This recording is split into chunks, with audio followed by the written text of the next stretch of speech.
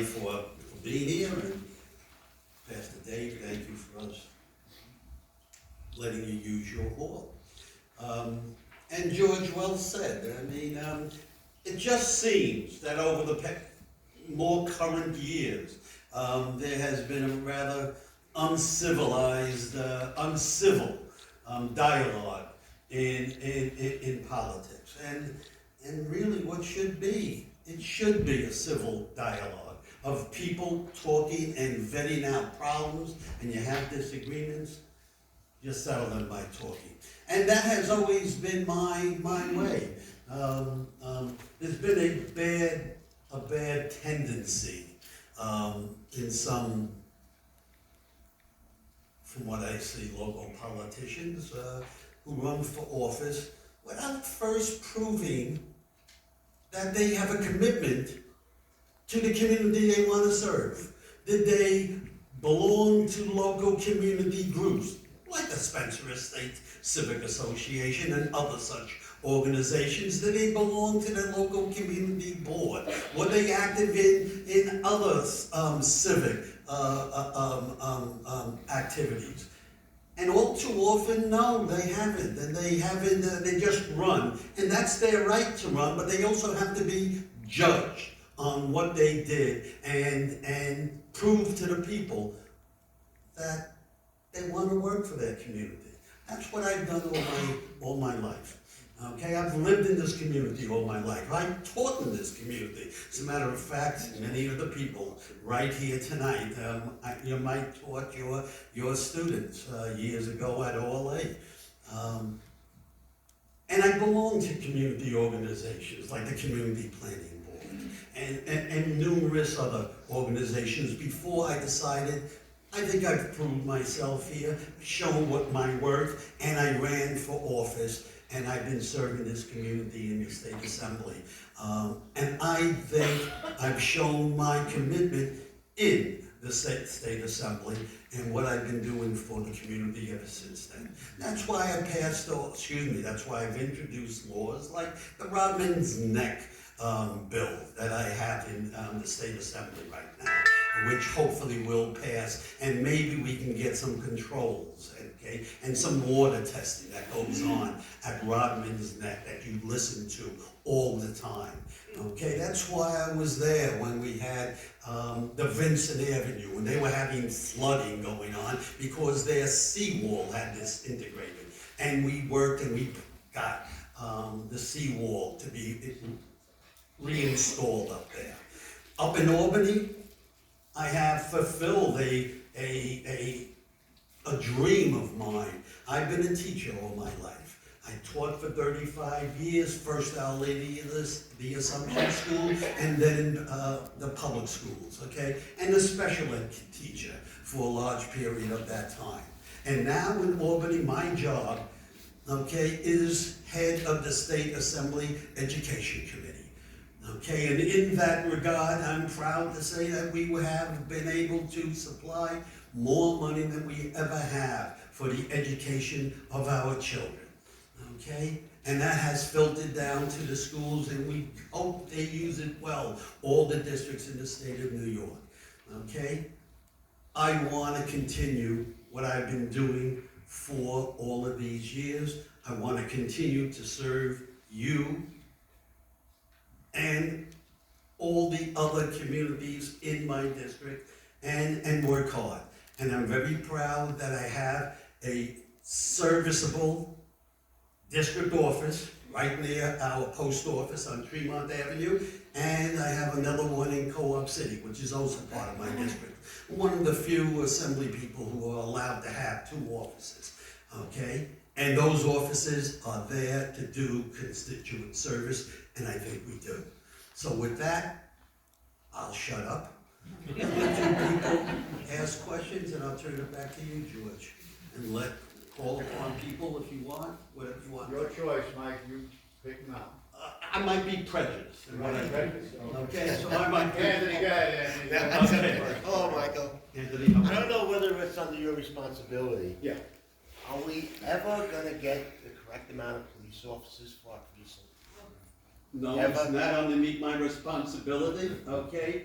But I do have communication with City Hall, and I certainly will and have been asking them to send down more police for this area. Most recently, just about a month ago, when they were planning to put the encampment down over in Orchard Beach of the migrants who are coming here, okay? And I called upon City Hall. Listen, you're doing a very humane thing. I don't know if you got the right place for it, but if you do it, you gotta put more security and make sure our area is so secure. And I'll communicate that again. Right. Okay, thank you. And by the way, and I'll get to you in a second, I'm sorry, okay? One of the things that I have been yelling about, and maybe a whole bunch of you have been yelling about it too, okay? The things that aggravate me, okay, so much, are the minor infractions that you see every single day that goes on out there, okay? Things like those scooters, okay, the e-bikes and so on. God bless them. I mean, I don't mind them. They are a wonderful thing, and it's the way the world is going, okay? We've got to do something, though, to make sure those people are safe. But most of all, we got to make sure they're keeping us safe, okay? They're lawless. They're going through red lights down one-way streets, on the sidewalks, and so on. And I'm a little spry guy, but I get a little nervous when I see some of these things whizzing by me. There's got to be an enforcement mechanism, a separate maybe enforcement mechanism to control that, okay? And just as I say that, we have police coming in here. Thank you, officers, for your work. I'm sorry, yes, sir. I know that you're not opposed to the bail reform laws, which are really a hot button issue in the market. Yeah, They have been amended twice. yes. Do you anticipate further amendments, and if so, do you support those, and what amendments would you like to see? First, I have to see what those amendments are. Listen, we passed bail reform, I don't know how many years ago, but let's say 4 years ago. 3 years ago, we passed bail reform. And I was a supporter, and I'm very proud of that.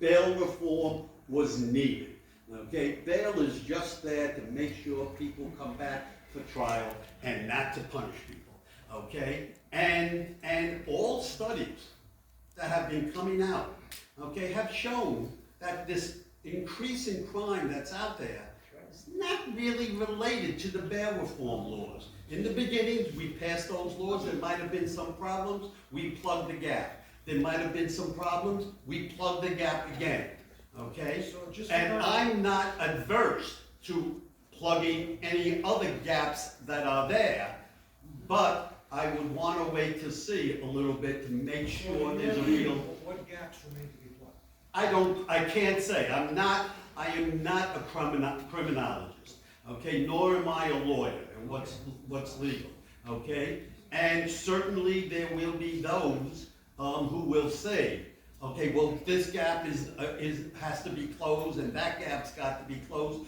and I certainly will listen to that, as I have in the past.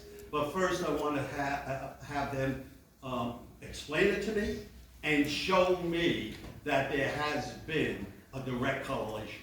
Okay, thank Yes, sir.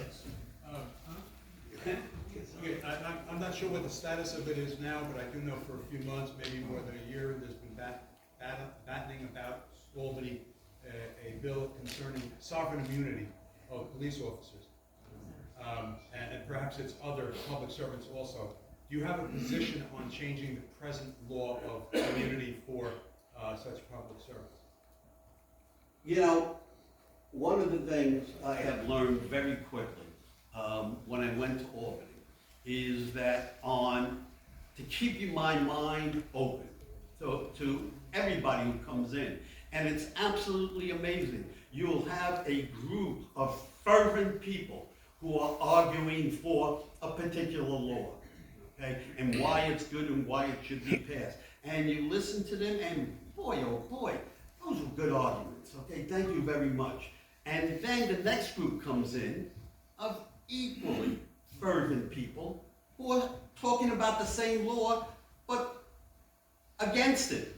And boy, they have wonderful arguments, okay? And so Yes, you always would say, Mom always told you, there's two sides to every story, and there really is. I've learned to listen, I've learned to try to be reasonable, and most importantly, try to be fair in making those determinations. So yes, I am open, and first I want to see what I'm, voting on, and whether it's gonna be fair. Well, but there is a bill in committee, am I right? That I don't know. There certainly might, there are 10,000 or over 10,000 bills introduced in the state assembly every session, okay? And I'm hard put to say what is there and what isn't there in many, many cases. So they very well may be. I'm just trying to understand, if you believe that any police misconduct which occurs in other public service, you think that is a matter of their limited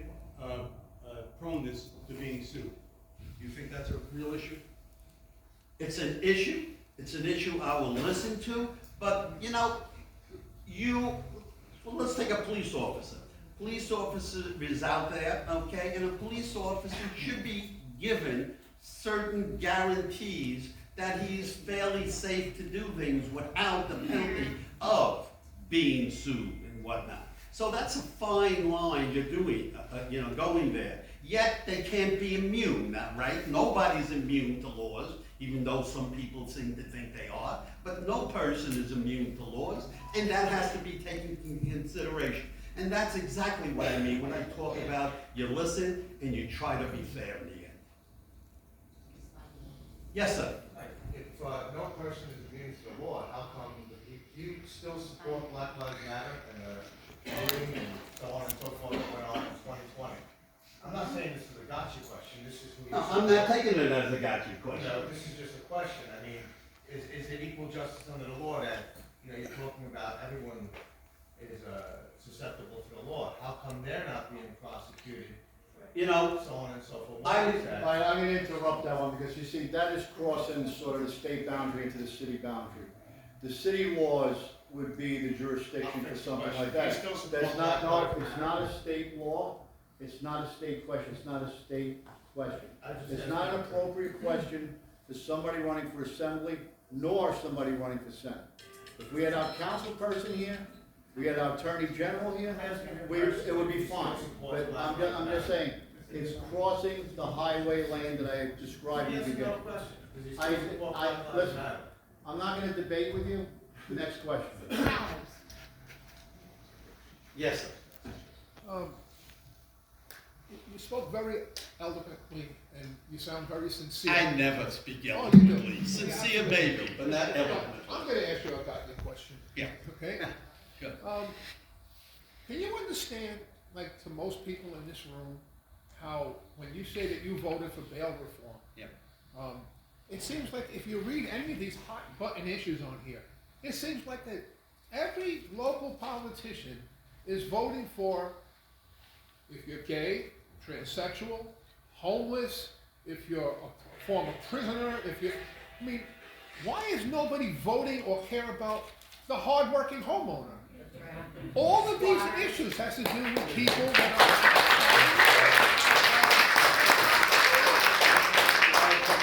Clarification, what is your exact question?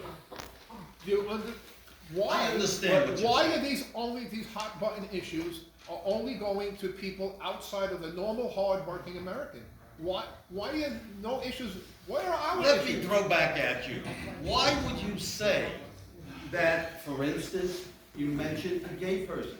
Why wouldn't you include a gay person in being a normal American, an average American? He happens to be gay. Because it's a hot button issue. No, it's I'm not a saying, hot button. Where are the laws passed for the homeowner who's trying to protect his property value and his family? And we try to do that. If you have a question specific to a specific thing, please feel free to ask it, because I kind of know where you're going with this, and I get it, I really do. But we're not gonna have a debate between you and your son.